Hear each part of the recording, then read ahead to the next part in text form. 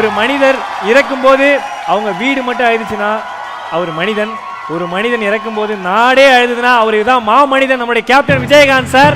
நான் அப்பா கிட்ட தினமும் தான் பேசிட்டு இருக்கேன். கேப்டனுக்கு எல்லாமே தெரியும். எப்பயுமே சொல்லுவாங்க தூணுலையும் இருப்பாங்க துடும்லயும் இருப்பாங்க கடவுள்னு சொல்றாங்க. எனக்கு அப்பெல்லாம் அது பெருசா புரியல. இன்னைக்கு எங்க அப்பா என் கூட இல்லாதப்ப எனக்கு அந்த வார்த்தைகள் புரியுது. நான் எங்க திரும்பினாலும் கேப்டன் என் கண்ணுக்கு தெரியறாரு. நான் எங்கேயாச்சும் சோர்ந்து உட்காந்து எங்க அப்பா என் கூட நிக்கிற மாதிரி எனக்கு இருக்கு. நான் விமானத்துல பறக்கும் போதும் ஒரு சின்ன வயசு சொல்லுவாங்க சாமி கும்பிட்டு போகணும்னு. விமானத்துல பறக்கும் போது கூட முதல்ல வந்து கேப்டன் கேப்டன் தான் அறியாமே எனக்குள்ள வருது. ஏன்னா அந்த மாதிரி எங்க அப்பா வந்து மூச்சிலையும் அசைவிலையும் என்னை சுத்தி தான் இருக்காரு. இன்னைக்கு கூட ராமநாடுல எங்க ஒரு கட்சி ஃபங்க்ஷன் முடிச்சுட்டு நான் ஸ்ட்ரைட்டா இங்க வரேன். அங்க போய் அங்க கொடியை தொடும் போதும் எனக்கு அந்த கொடி ஏத்த வானத்தை பாக்குறப்ப எனக்கு அப்பா அங்க என்னை சிரிக்கிற மாதிரி தான் எனக்கு இருக்கிறாரு, கூட இருக்கிற மாதிரி தான் இருக்காரு. நிச்சயம் எனக்கு மட்டும் இல்ல, கேப்டனை யாரெல்லாம் ரசிக்கிறீங்களோ யாரெல்லாம் கேப்டன் மனசுல இருக்கவங்க எல்லார் கூடயுமே கேப்டன் இருப்பாரு. உங்களுக்கு எந்த பிரச்சனை எதுவா இருந்தாலும் நீங்க கேப்டன் நினைச்சுக்கோங்க. நிச்சயம் அது எனக்கு இது வந்து ஒரு ஆன்மீகமா பேசணும்னு நினைக்காது, என் மனசுல இருக்கிறத நான் அப்படியே உங்களுக்கு சொல்றேன். ஒரு பாசிட்டிவிட்டி என்னை சுத்தி எங்க அப்பா என்னை சுத்தி இங்க இருக்கிற மாதிரி தான் இருக்கு. கேப்டனோட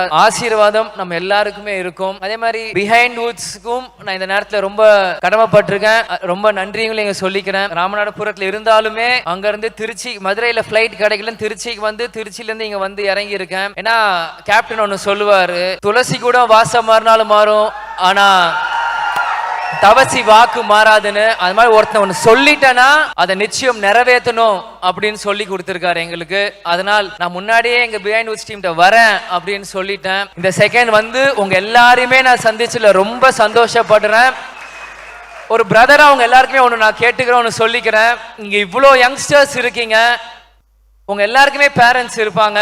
சின்ன சின்ன கோபங்கள் ஏதாவது வரும். யாருமே எந்த செகண்டுமே பேரண்ட்ஸை கோவப்படுத்துறதோ வெறுத்துறாதீங்க. அது இல்லாதப்போ அந்த வலி உங்க எல்லாருக்குமே அப்பதான் புரியும். இவ்வளோ யங்ஸ்டர்ஸ் இருக்கீங்க. இன்னைக்கு நான் விஜயபிரபார்னா இன்னைக்கு ஒரு முயற்சி நான் எடுத்துட்டு இருக்கேன்னா அது எனக்காக இல்லை என்ன அறிமுகப்படுத்துறதுக்கோ இல்லை இந்த மேடையில் அமைஞ்சு நான் விஜயபிரபார் கேப்டன் மகன் பெரிய இவனோ சொல்றதுக்கோ இல்லை, எங்க அப்பாவோட கனவை நிறைவேற்றதான் விஜயபிரபார்னா இங்க நான் வந்து நிக்கிறேன். அதே கனவை எங்க இருக்க ஒவ்வொரு யங்ஸ்டர்ஸ் நீங்களும் எடுத்துக்கணும். பிரதரா உங்ககிட்ட சொல்ற அட்வைஸ் யாரும் தப்பா எடுத்துக்காதீங்க. எங்க அப்பா என்கிட்ட என்ன சொன்னாரோ ஒரு பிரதரா உங்ககிட்ட நான் சொல்றேன்.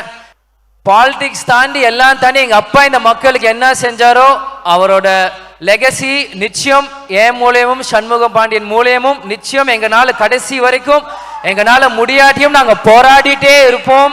ஏன்னா இதுதான் கேப்டன் எங்களுக்கு சொல்லி கொடுத்தாரு.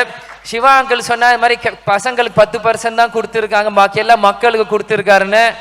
அந்த 10% எங்களுக்கு இருக்கிறதும் நான் உங்களுக்கு கொடுக்க தயாரா இருக்கேன். ஏன்னா கேப்டன் ஆன்மா சாந்தி அடைஞ்சா அதுவே எங்களுக்கு போதும். கேப்டனை யாரெல்லாம் ரசிக்கிறீங்களோ யாரெல்லாம் கேப்டன் மனசுல இருக்கவங்க எல்லார் கூடயுமே கேப்டன் இருப்பாரு.